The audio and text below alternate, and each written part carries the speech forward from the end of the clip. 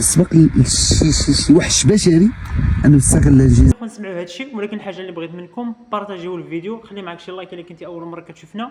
والولد ديالها في عمره 6 سنين مسكين باقي لا وراق لا والو، كتعاود نفس المشكل انه كتستغل مسكينه جنسيا، ودابا راها حامل. هي اللي هز الهم، هاد الام هي اللي هز الهم.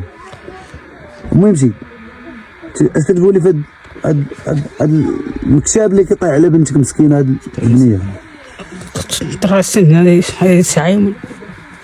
لا حول ولا قوة إلا بالله. لا حول ولا قوة. قلت لك اسيدي كطلب من سيدنا الله ينصر الله يعفو عليه. هذه اللي خاصنا نوقفوا معاه والله اخوتي المغاربه، الى هذه اللي خاص يعيشوا.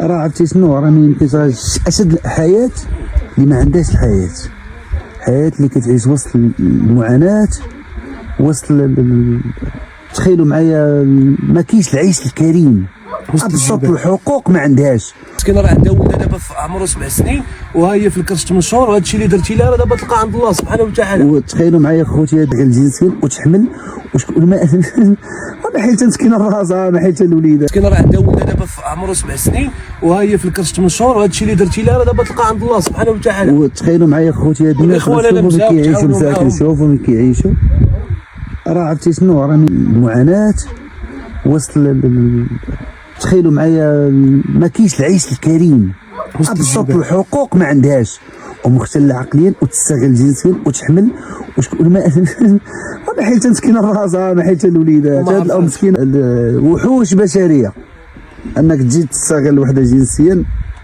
وهي مختله عقليا وتحمل منك وتمشي وتخليها حشومه. دابا مسكينه اش بغيتو عندها، هي مسكينه معدم ويوقفوا معاها، راه كيعيشوا مساكن لا ضو لا والو. هذه خصها حقها، هذه خاصو يتعرف شكون مول هذه الفعله اللي دارها المره الاولى والمره الثانيه.